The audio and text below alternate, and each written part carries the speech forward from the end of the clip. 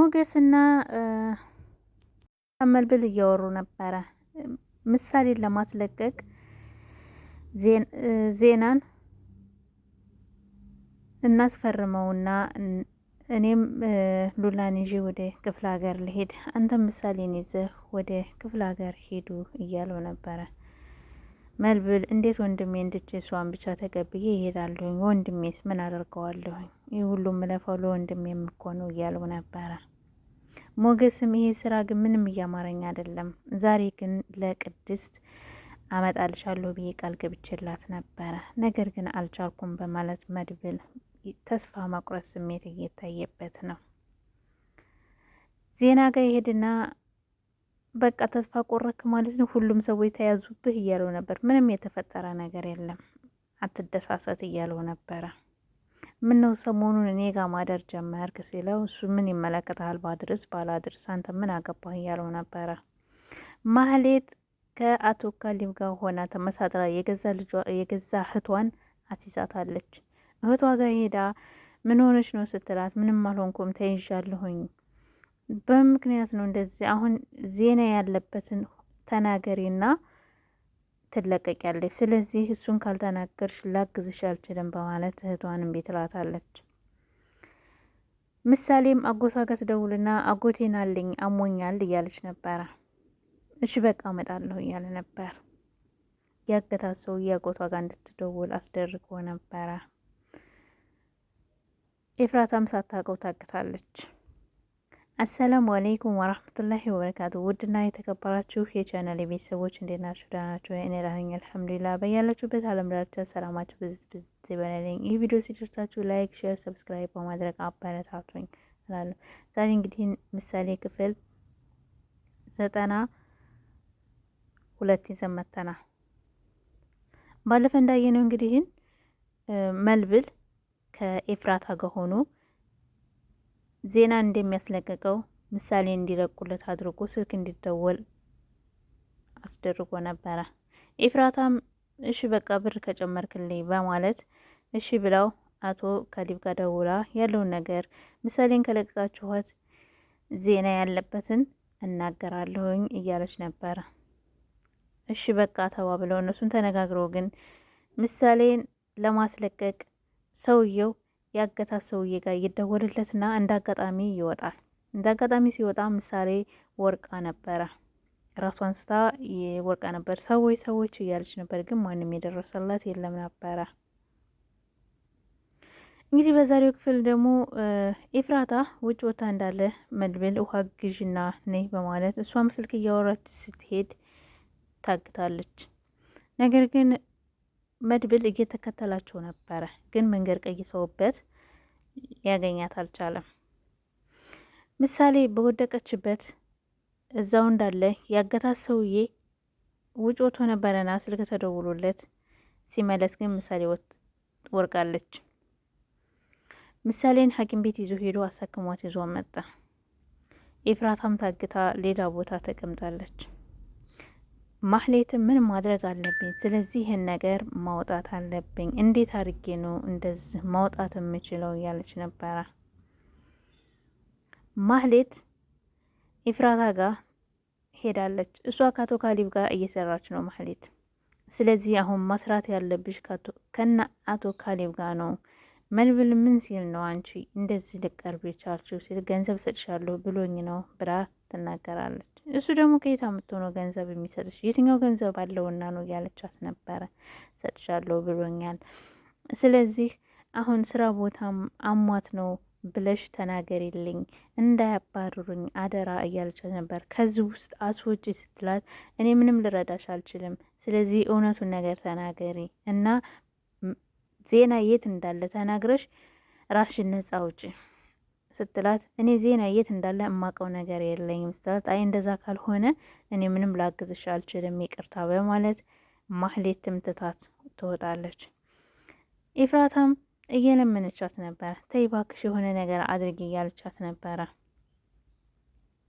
ነገር ግን ማህሌት ከነ አቶ ካሊብ ጋር ስለተመካከረችና ስለ አብራ ስለሆነች ዜና እንዲመለስ ስለምትፈልግ ምንም ልትነግራት አልቻለችም።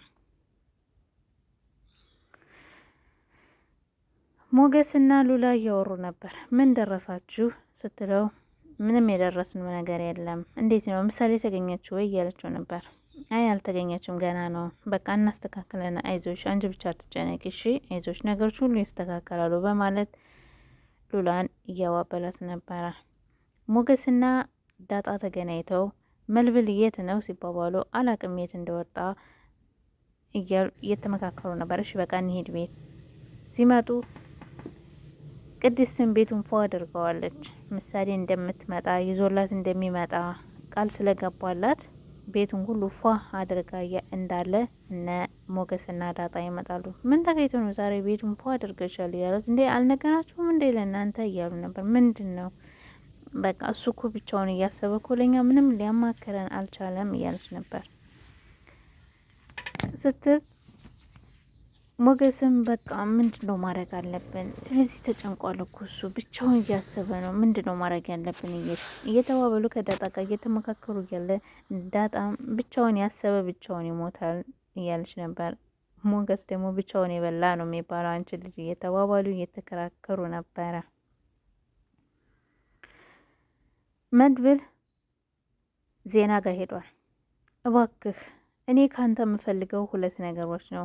አንደኛ ምሳሌ፣ ሁለተኛ ነገር ደግሞ የት ነው ቡሩኬ ያለበትን ቦታ ከነገርከኝ እኔ እለቅሃለሁ። እኔ አንተ ምንም ላረግህ አልችልም፣ አላደርግህም፣ ምንም ነገር የማደርግህ ነገር የለኝም ሲለው እኔ ምንም የማውቀው ነገር የለም አለ።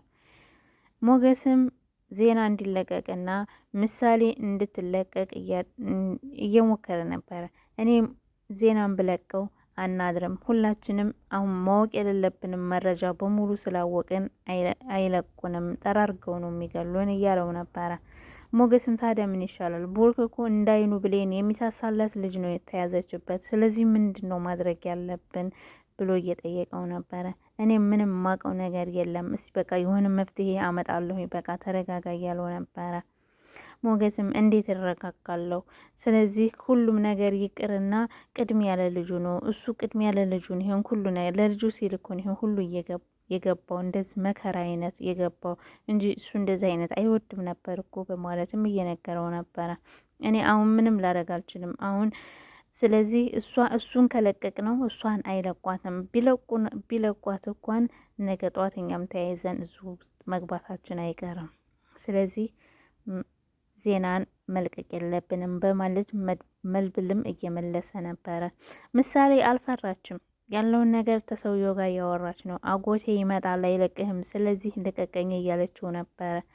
እሱ ደግሞ አይ ችግር የለውም አጎቴ ሲመጣ እኔ እለቅሻለሁኝ፣ ችግር የለም፣ በቃ እስከዛ ድረስ ተቀመጭ እዚሁ እያላት ነበር።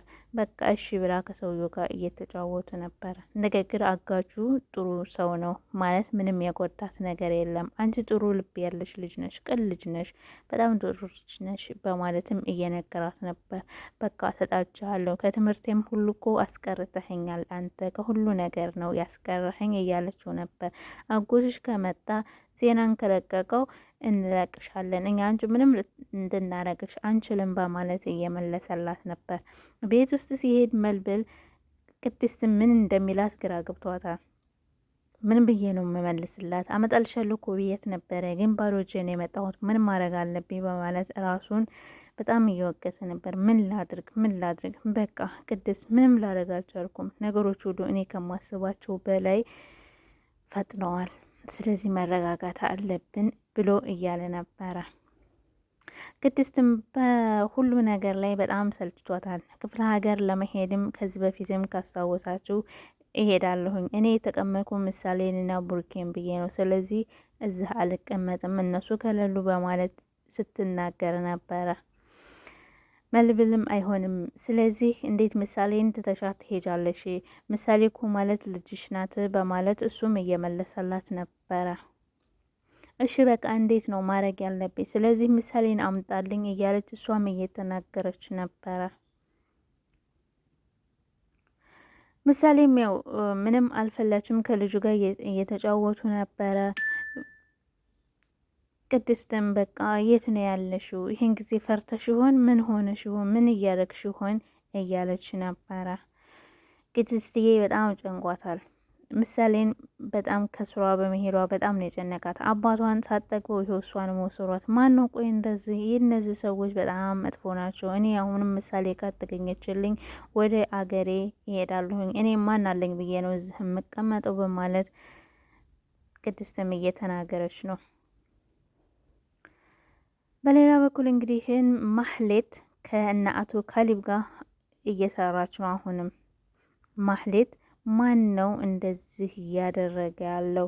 ስለዚህ እንዴት ነው ሊያዝ የቻለው? ዜና እኮ በጣም ጎበዝ ነበረ፣ እንዴት ሊያዝ ቻለ? እያለች ራሷንም እየጠየቀች ነበረ። ነገር ግን ያለውን ሁኔታ ኤፍራታ ሁሉም ነገር ነግራታለች።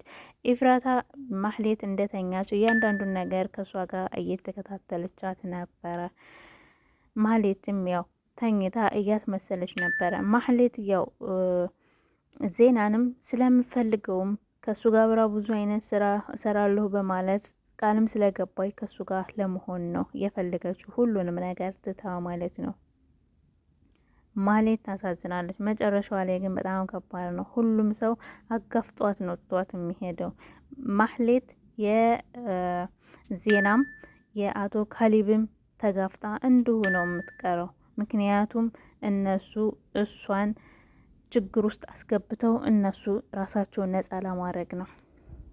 የማህሌት ክፋት ግን አይበቃትም?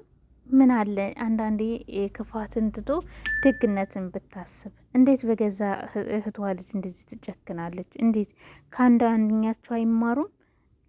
በቃ ሁሌ ተንኮል ብቻ ነው። ተንኮል ተንኮል ተንኮል ተንኮል ብቻ ነው በቃ የምታስበው፣ ምንም ነገር ለማታገኘው ነገር ማለት ነው። ስለነበረ ቆይታ ከልብ ከልብ አመሰግናለሁ ቤተሰቦች።